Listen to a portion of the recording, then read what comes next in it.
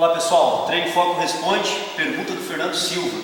Exercícios de lombares, em que momento colocar durante a sessão de treinamento? Na verdade a pergunta é sobre a variável ordem do exercício na programação da sessão. Em que momento colocar exercício para lombares, como esse que eu estou executando aqui na polia baixa?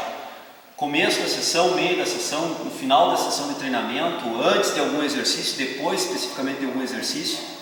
Bom, Fernando, o que nós podemos dizer para vocês que vai depender, para você, é o que vai depender muito de vários fatores. Então, por exemplo, primeiro princípio da prioridade.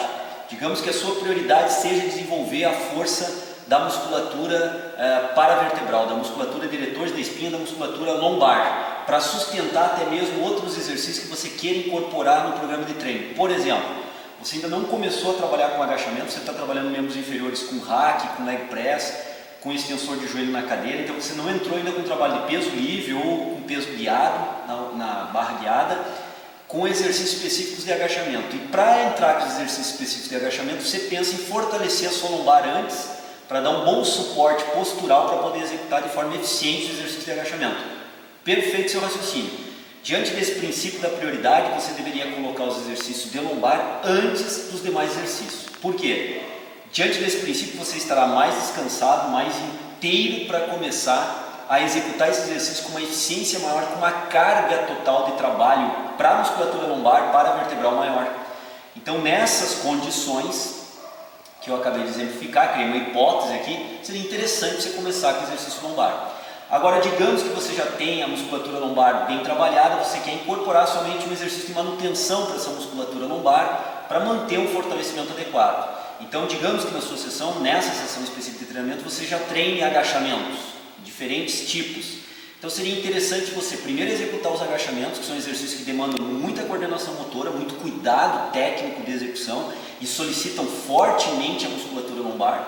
Então, você faria primeiro esses exercícios e depois entraria com o trabalho de lombar. Aí você pode estar dizendo, mas João, eu já estarei com uma certa fadiga, ou uma provável fadiga da musculatura lombar, quando eu vou executar exercícios específicos da lombar pós-exercício de agachamento?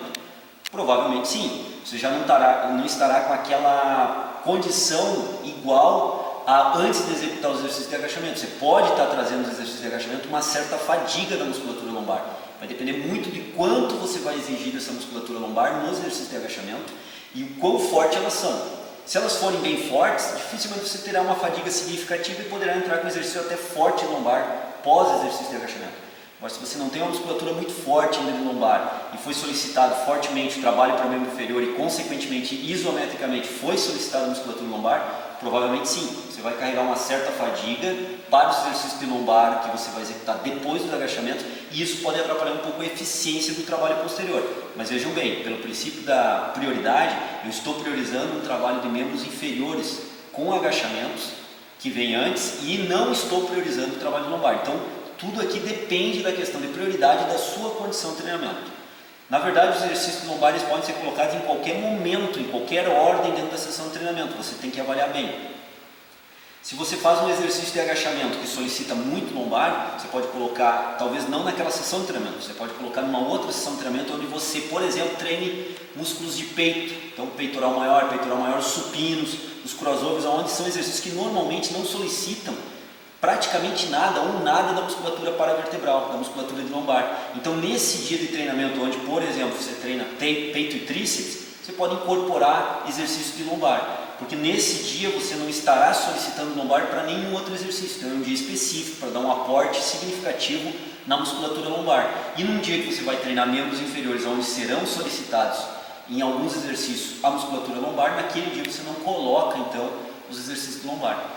Então, Fernando, você pode estar percebendo aqui que eu estou colocando diversas situações de treinamento e colocando em momentos distintos o exercício de lombar. Então, eu sempre tenho que pensar em que exercícios será solicitada a musculatura de lombar e quais exercícios específicos para a lombar que eu vou colocar. Diante disso, eu tenho que pensar qual a minha prioridade de treinamento. Em função disso, eu vou selecionar antes e depois de um determinado exercício ou em dia específico, como eu dei o caso anterior, um dia de treinamento de peito e tríceps, eu vou colocar os exercícios lombares porque nesse dia não tem nenhuma solicitação nos outros exercícios que venham a solicitar essa musculatura. Então eu coloco um trabalho específico após o supino ou antes dos exercícios supino não vai fazer a menor diferença, porque os exercícios do supino não solicitam a musculatura lombar. Esse tipo de avaliação você tem que ter do seu treinamento, dos exercícios e da ordem que você vai colocar. Darmos aqui uma receita fica muito difícil, porque nós não conhecemos o seu treinamento, mas fazermos essas linhas de raciocínio para que você possa pensar melhor seu treinamento junto com o seu professor de educação física são formas